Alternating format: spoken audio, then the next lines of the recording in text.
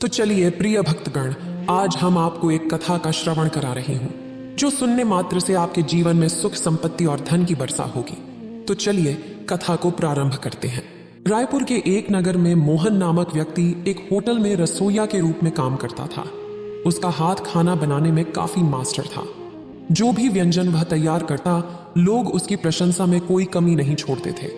मोहन का एक छोटा परिवार भी था जिसमें उसकी पत्नी रानी और उनका एक बच्चा शामिल थे। मोहन की मासिक आय 5,000 रुपए थी और वह इस सीमित आमदनी में किसी तरह अपने परिवार की जरूरतों को पूरा करता था। अगर आप यह कहानी सुन रहे हैं तो पूरा सुनिए। इस कथा को आधा अधूरा छोड़कर जाने की गलती मत करिएगा, क्योंकि इस पवित्र कथा को पूरा सुनने से मनचाहा फल की प्राप्ति होगी। इसलिए इस कथा को पूरा सुने। आप शिव भक्त हैं तो भोलेनाथ का अनादर ना करें। एक दिन मोहन अपने घर से कार्यस्थल की ओर रवाना होता है। रास्ते में एक ट्रक उससे टकरा जाता है और मोहन सड़क पर गिरकर चोटिल हो जाते हैं। उनके सिर से खून भी निकलने लगता है। तत्कालिक रूप से कुछ लोग उसे नजदीकी अस्पताल ले जाते हैं। जब मोहन की पत्नी रमा को इस घटना की जानकारी मिलती है, वह भी तुरंत अस्पताल पहुंच जाती है। रानी पूछती है, डॉक्टर जी, मेरे पति ठीक हो सकेंगे क्या? डॉक्टर उत्तर देते हैं, सच बताऊं तो आपके पति की स्थिति सीधी नहीं है। हमें उन्हें ऑपरेट करना पड़ेगा। इसके लिए आपको 50,000 रुपये जमा करने पड़ेंगे।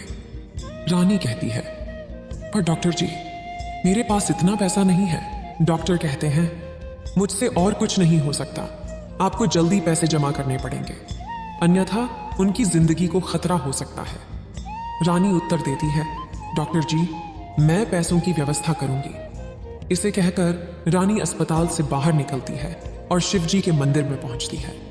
मंदिर में पहुंचकर उसे आंसू आ जाते हैं और वह रोने लगती है। रानी भगवान शिव के मंदिर में जाकर प्रार्थना करती है। वह भोलेनाथ से अपने पति मोहन की सुरक्षा की कामना करती है। हे भोलेनाथ, मैं थोड़ी समस्या में हूं और मुझे विश्वास है कि आप ही मेरे पति की सुरक्षा कर सकते हैं। मैं आप पर पूरा भरोसा करती हूं, वह कहती है। प्रार्थना के कुछ समय बाद रानी उसी होटल की ओर बढ़ती है जहां उनके पति मोहन काम करते हैं। मालिक, अरे भगवान, मोहन आज कारखाने में नहीं आया। उसके बिना यहां पर बहुत सारा काम ठप हो गया है और इससे हमारा बहुत नुकसान भी हो रहा है। रानी कहती है कि सेठ जी, मोहन का एक बड़ा एक्सीडेंट हो गया है। उन्हें तुरंत ऑपरेशन की जरूरत है और उसके लिए डॉक्टर 50,000 रुपये मांग रहे हैं। मालिक कहते हैं, देखो, मेरे पास भी ज्यादा पैसे नहीं है। ये 10,000 रुपये ले लो और इससे काम चला लो। मैं और कुछ नहीं कर पा रहा हूं। रानी कहती है, पर सेठ जी, 10,000 से कैसे काम चलेगा? मालिक जवाब देते हैं, मैं बस इतना ही कर सकता हूं और कुछ नहीं। रानी पैसे लेकर अस्पताल में पहुंचती हैं और डॉक्टर से कहती हैं, डॉक्टर जी, कृपया ये रुपये ले लें। मैं कल तक शेष पैसे का व्यवस्था कर लूंगी। अगले दिन सुबह सुबह रानी फिर से अस्पताल जाने के लिए तैयार होती है।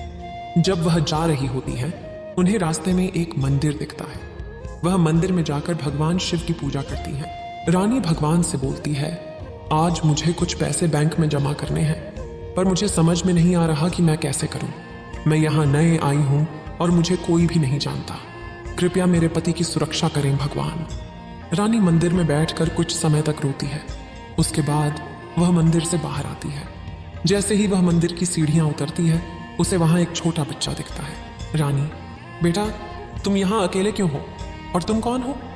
बच्चा, माँ पापा खो गए हैं मैम, क्या आप मेरी मदद कर सकती हैं? मुझे उनके पास पहुंचा सकती हैं?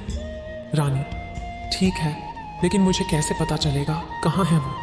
तुम एक काम करो, मेरे साथ हॉस्पिटल आओ। उसके बाद हम पुलिस स्टेशन जाएंगे। वहां से पुलिस तुम्हारे माता पिता की खोज करेगी। रानी उस छोटे बच्चे के साथ अस्पताल चली जाती है। जैसे ही वे अस्पताल के दरवाजे पे पहुंचती हैं, उस बच्चे के माता पिता से मिल जाते हैं। बच्चे के पिता रानी से कहते हैं, बहन, आपका धन्यवाद, आपने मेरे बच्चे को मिलवाया। रानी हंसकर कहती है, कोई बात नहीं, भगवान शिव की कृपा है कि आपका बच्चा सही सलामत मिल गया, यही सबसे बड़ी बात है। बच्चे के पापा पूछते हैं, आप अस्पताल में क्यों आए हैं? रानी पूरी कहानी उनसे शेयर करती है। फिर बच्चे के पापा कहते हैं, चिंता मत करो, ये पैसे आप ले लो और अपने पति का चिकित्सा करा लो। रानी पैसे जमा करने के लिए जाती है। उसने डॉक्टर को पैसे दिए और जब वह बाहर आती है तो उसके माता पिता पहले ही चले गए होते हैं। उसी दिन मोहन की सर्जरी होती है। सर्जरी सफल होती है और मोहन कुछ दिनों में पूरी तरह से ठीक होकर घर लौटता है। थोड़े दिनों के बाद मोहन, रानी और महेश तीनों भगवान शिव के मंदिर में जाते हैं। रानी प्रार्थना करती है, भगवान आपकी कृपा से मेरे पति का स्वास्थ्य अच्छा हुआ है। जब रानी मूर्तियों को देख रही थी, उसे भगवान शिव और मां पार्वती की मूर्तियों में वही लोग दिखाई देते हैं जो उसे अस्पताल में मिले थे। यह देखकर रानी आंसू बहाने लगती है। रानी ने मोहन से कहा, मैंने भगवान भोलेनाथ को पहचान नहीं पाया जब वो मेरी मदद करने आए थे, कृपया मुझे माफ कर दो। उसके बाद तीनों, रानी, मोहन और उनका परिवार भगवान भोलेनाथ की दिव्य भक्ति में लग गए। मोहन ने उसी होटल में नौकरी पाई और अब वे सब भगवान की कृपा से खुश और संतुष्ट जीवन जी रहे हैं। प्रिय भक्तगण, आप लोग भी इस कथा को सुनने के बाद भगवान शिव की पूजा करें, जिससे आपके घर पर आई विपत्ति टल जाए और आपका जीवन खुशियों से भर जाए।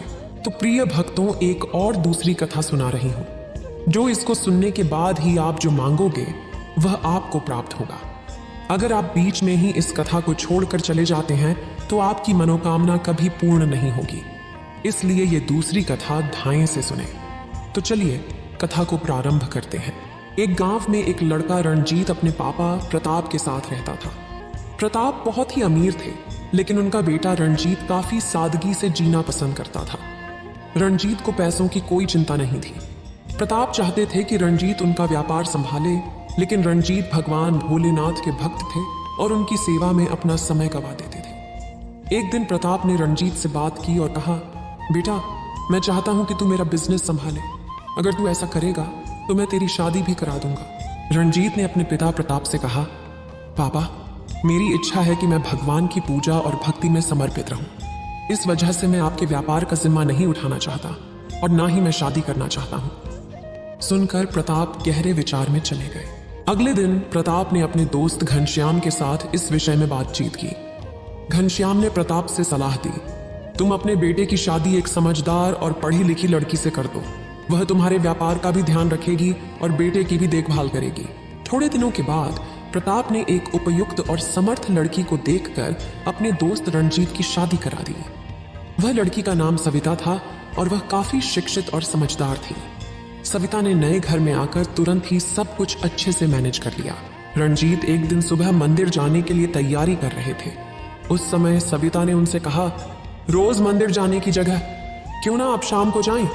सुबह मुझसे मिलकर दुकान खोलें और व्यापार पर भी कुछ समय दें। रणजीत ने सुना और उसके मन में गुस्सा उमड़ा, पर उसने कुछ नहीं कहा। वह सीधा मंदिर में पहुंचा, भगवान शिव के सामने बैठा और दिल से प्रार्थना करने लगा। उसने भोलेनाथ से कहा, बाबा, मेरे पापा ने मेरी इच्छा के बिना मुझे शादी के मामले में फंसा दिया है। अब मेरी स्थिति ऐसी हो गई है कि मैं आपकी पूजा करने में भी परेशानी महसूस कर रहा हूँ। रणजीत अगले दिन मंदिर जाने के लिए कपड़े पहनकर बाहर निकलने लगा। तब सविता ने उसे रोक दिया। सविता ने कहा, मैं पढ़ाई की हूँ और मुझे समझ है कि भगवान की जगह आजकल पैसा ज्यादा महत्वपूर्ण है। क्यों ना आप मुझे दुकान तक चलकर आएं और अपनी भोलेनाथ की पूजा शाम को करें। मैं आज आपको मंदिर नहीं जाने दूंगी। अगर जाना है तो शाम को ही जाएं। रणजीत ने सविता से काफी नाराज होकर कहा, मैंने शादी से पहले ही पापा को बता दिया था कि मेरी पूजा करने की आदत मैं नहीं बदलूंगा, तो तुम ऐसे क्यों जबरदस्ती कर रही हो। सविता ने हार नहीं मानी और उन्होंने रणजीत को अपने साथ दुकान तक ले जाया। सविता दुकान पर कपड़े बेच रही थी, लेकिन रणजीत का ध्यान वहां नहीं लग रहा था। क्योंकि वह आज मंदिर नहीं जा पाए थे, इसलिए उन्हें बहुत परेशानी महसूस हो रही थी। उस दिन दुकान पर एक बुजुर्ग व्यक्ति पहुंचे। उनके कपड़े पुराने और टूटे हुए दिखते थे।